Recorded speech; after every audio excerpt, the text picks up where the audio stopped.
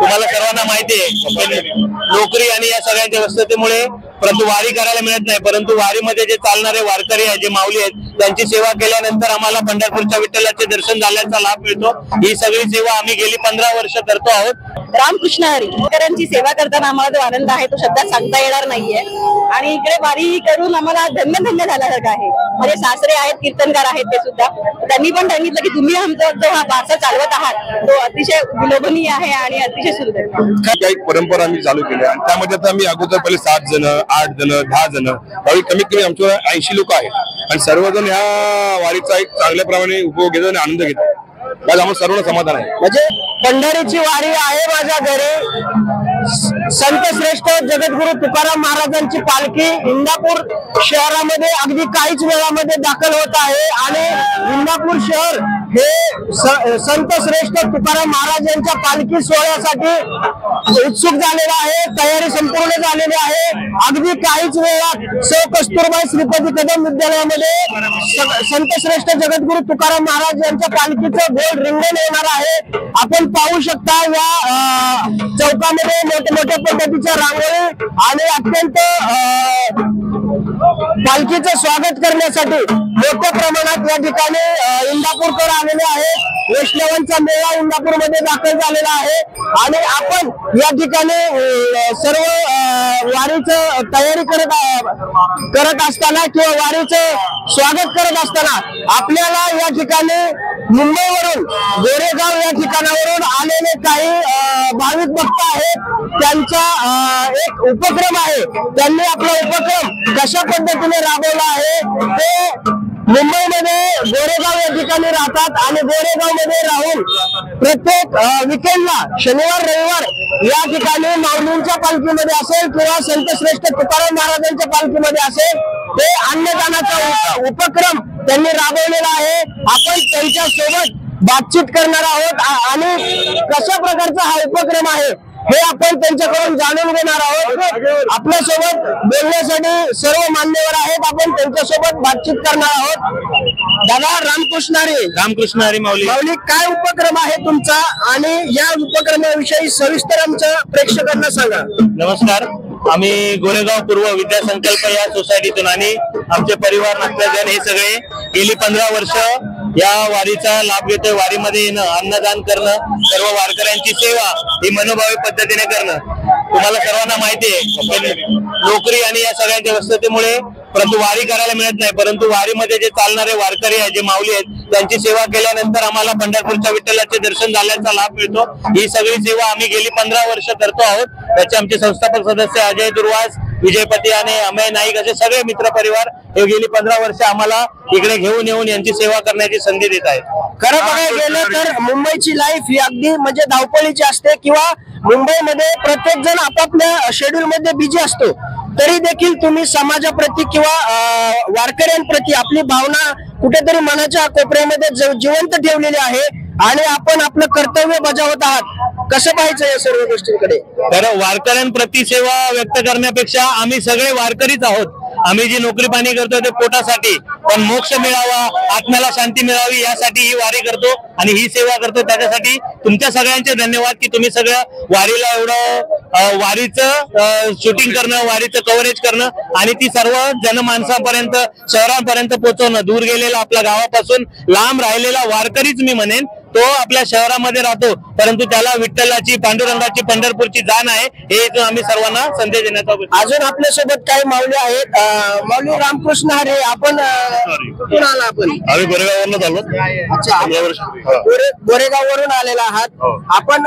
कशा प्रकारे उपक्रम राबवता आणि आज हे कितवं वर्ष आहे आपलं? हे 15वं वर्ष आहे। आमचे आयोजक आहेत अभय म्हणून, त्यांनी आम्हाला या सगळ्यासाठी प्रेरित केलं आणि 15 वर्ष चालू आहे आणि आमचा विषय होता की वारकऱ्यांसाठी अन्नदान, अखेर अन्नदान नसतं तरी आमची एक बोलताना एक पंढरपूरच्या विठ्ठलाकडे जाण्याचा मार्ग येतो त्याच्यावर आणि तो आम्ही अवलंबतो। किती वर्ष झालं हे आपण कार्य करताय? 15 वर्ष हे कार्य चालू आहे। 15 वर्ष झालं अविरत हे तुमची सेवा चालू आहे। काय मनाला आनंद कशा प्रकारचा मिळतो? आनंद हा शब्दात व्यक्त करण्यासारखा नाहीये, फक्त खूप बरं वाटतं, मोक्ष पाहिल्यासारखं वाटतं। आपल्यासोबत वारकरी ताई देखील आहे. ही ताई देखील या सर्व उपक्रमामध्ये सहभागी आहे. काय सांगाल आपण? रामकृष्ण हरी. सगळ्यात महत्वाचं तेच आहे की आम्हाला सांगितलं सगळ्या वारकऱ्यांची सेवा करताना आम्हाला जो आनंद आहे तो शब्दात सांगता येणार नाहीये. आणि इकडे वारी करून आम्हाला धन्य धन्य झाल्यासारखं आहे. माझे सासरे आहेत, कीर्तनकार आहेत, ते सुद्धा त्यांनी पण सांगितलं की तुम्ही आमचा जो हा वारसा चालवत आहात तो अतिशय विलोभनीय आहे आणि अतिशय सुंदर. खरं पाहिलं तर आता मॉडर्न लाईफचा जमाना आहे किंवा प्रत्येकाला आकर्षण आहे. आपण संस्कृती टिकवत आहात, संस्कृतीचं पालन पोषण करत आहात. गर्व वाटतो का आपल्याला? अगदी खूप गर्व वाटतो आणि महाराष्ट्रासारख्या या संतांच्या भूमीमध्ये आम्ही जन्माला आलो, आम्ही अगदी पावन झालो आहोत.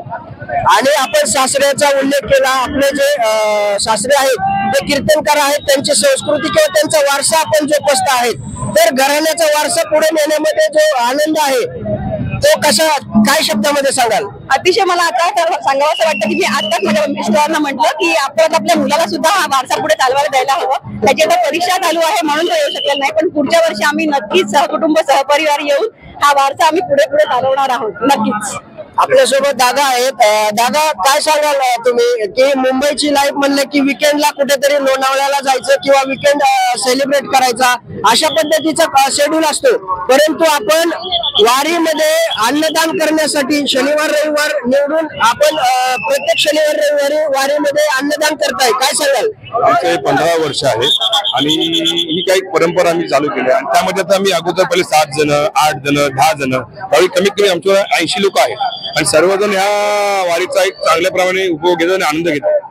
आज आम्हाला सर्वांना समाधान आहे. म्हणजे तुम्ही यंग असला तरी देखील संस्कृतीचं पालन पोषण तुम्ही करताय. येस येस 100% पालन करतोय.